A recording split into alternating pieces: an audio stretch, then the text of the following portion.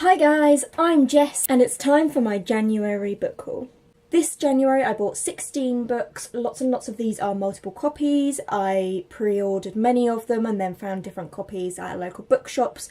Lots of book subscriptions took on the same book this month, and also there were special editions of lots of the books that came out that I was interested in, so it's been a very exciting and expensive month for me. A couple of days after New Year's I received The Cruel Prince by Holly Black, and this is the Waterstones hardback that is signed to the title page by the author. It is a first edition and I would have bought this at full price, pre-ordered it quite a while back at $12.99.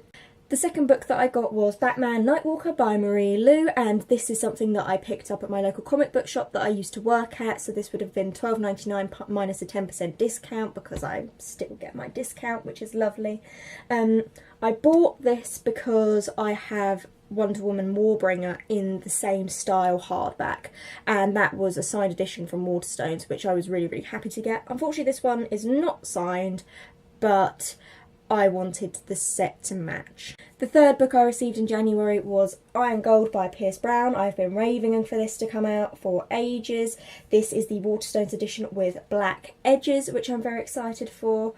And again, this one is signed by the author, so Pierce's signature is in there on this lovely page with the feather. And I've been excited for this book since Morningstar. I finished it a couple of days ago and oh my god, it's just so exciting. So again, Iron Gold would have been full price, pre-order at Waterstones, so it would have been $14.99. The fourth book that I got was a pre-order from Goldsborough Books, probably around £25, that's the standard what it is there, and that's A Time of Dread by John Gwynne, I think it's more Gwynne.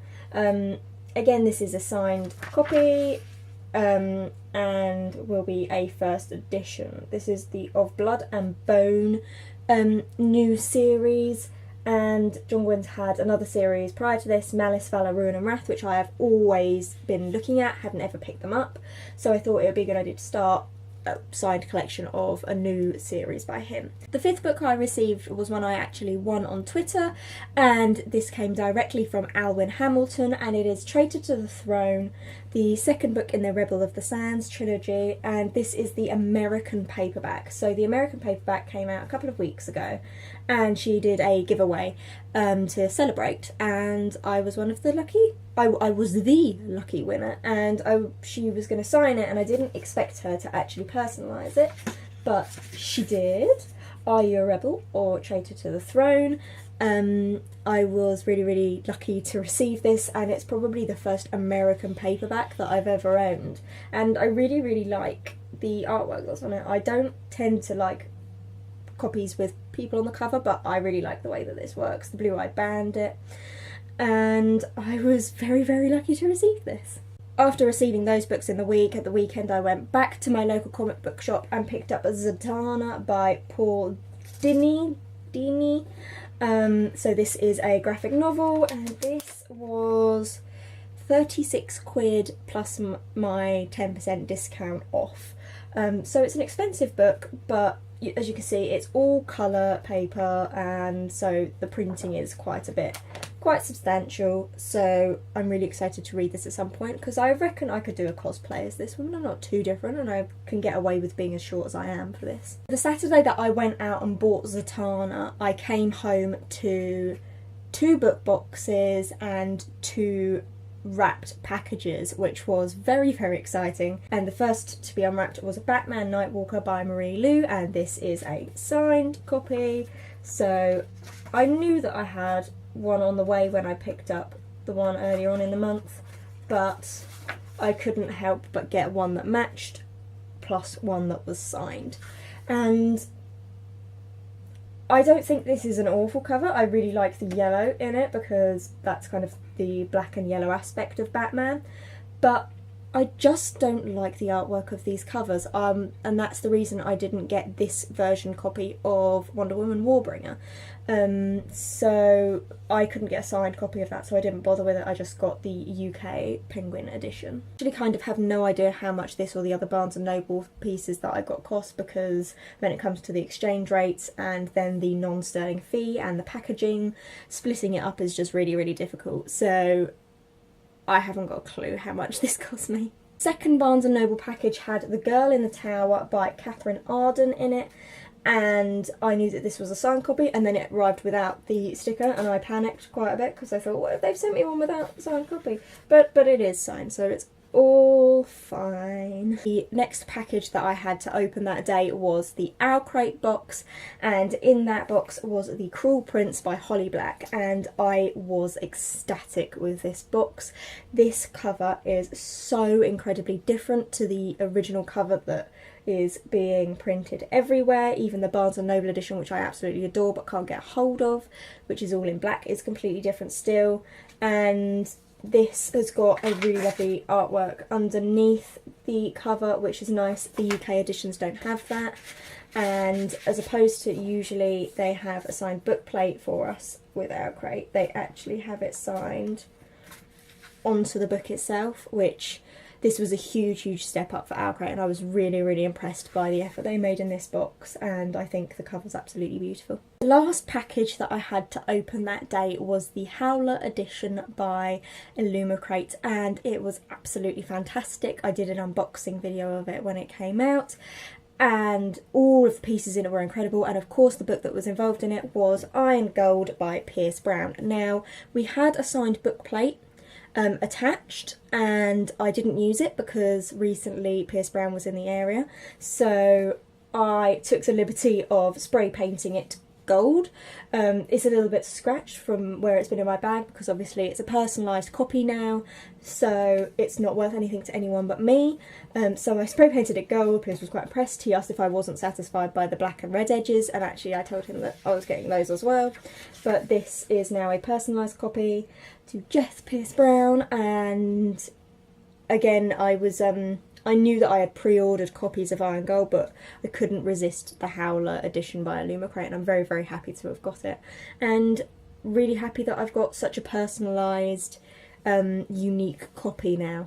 On the last Friday of this month I went to Alwyn Hamilton's Hero at the Fall event, and I had just finished reading Rebel of the Sands, just gotten Traitor to the Throne, and then Hero at the Fall was coming out a little bit early for us that were able to get to the event. So I've got this lovely gorgeous edition of Hero at the Fall, and I absolutely love the red colour scheme on this. The covers for all of these books are absolutely beautiful, and this of course is signed and personalised from the event, and this would have come in at my ticket price, so I probably paid around £12 for entry, and then we got the book, we got a short story booklet and postcards and badges and a tote bag and a t-shirt. It was so cheap. As I mentioned, we also got a short story, and I'm counting that as one of my books because there's a couple of little pages in here, and Tales from Sand and Sea by Alwyn Hamilton, I got this signed as well, so I'm definitely counting that as one of the books that I received this month. I received the Fairy Loot box for this month and got another copy of The Cruel Prince by Holly Black. This has no difference to the Waterstones edition.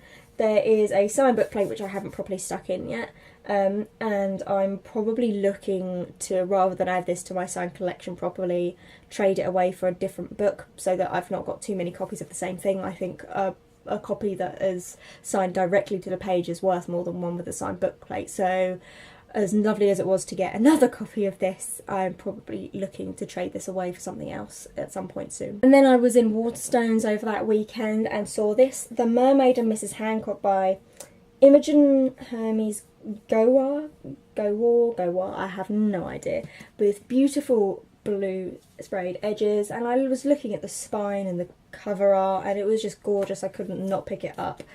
Signed by the author, have to have it. This would have been £12.99. I had a £10 book voucher, so it was £2.99 technically for me, and it was really the cover attracted me to this, and it's just a very interesting concept already. Mermaid and Mrs. Hancock, it intrigued me, so I picked this up. Last couple of days of January, Monday and Tuesday, there were Pierce Brown events. So on the Monday was Foyle's event, and I went to that and got my Iron Gold personalised copy, and then on Tuesday it was at Goldsborough and it was just a signing, so I took the notebook that I'd been taking notes in the previous night to get signed, and I also took my brother's book in to get signed for him as well, and I picked up the Goldsboro exclusive copy of Iron Gold by Pierce Brown with the red sprayed edges, and it is a signed and numbered copy, first edition, number 36 of 500. I don't think that I've ever had one that's as close to the beginning as this. So I'm very happy to have this many copies of Iron Gold, and I do believe I've got one more on the way from Barnes & Noble, so I went a bit overkill on this book. The last book that I picked up whilst I was at that Goldsboro event was Wizards and Robots by will.i.am and Brian David Johnson, and I got an ARC copy of this at YAUC, one of the Wizards editions, and this is signed by both of the authors, will.i.am and Brian David Johnson. will.i.am's signature is fantastic, really, really sharp. I just thought it would be nice to have this nice kind of iridescent hardback cover with my ARC, which I think is really cool, and I hope that maybe they might attend an event like YAUC or something next year so that I could get the ARC signed. That would be really, really cool, because I like that. I really like the artwork of the ARC that I've got, and I don't really want to get rid of it and trade it away. So those were the books that I bought in January. As I said, lots and lots of multiple copies, 3 different copies of Iron Gold, all special editions, so I'm quite happy with that though. 3 copies of The Cruel Prince, one of which I'm probably looking to trade away for something else at some point. 2 copies of Batman, both different, one signed and then one matching my Wonder Woman Warbringer.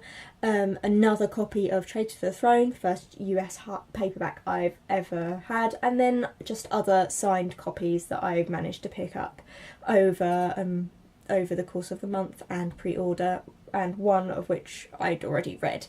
But there we are. That's just the kind of collections that I do. If any of you could just let me know that you picked up as many editions of Iron Gold as I did, or any other copy of book that you are particularly fond of, then I would feel not so alone in my obsessions. If any of you collected over the past couple of weeks or even years multiple copies of any books that you particularly love, I would feel not so alone in my obsession for Pierce Brown and other books that have been coming out over the past couple of months. Thank you so much for watching. Bye!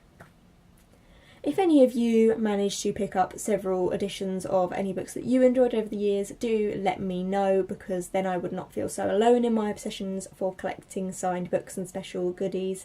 Thank you so much for watching. Bye!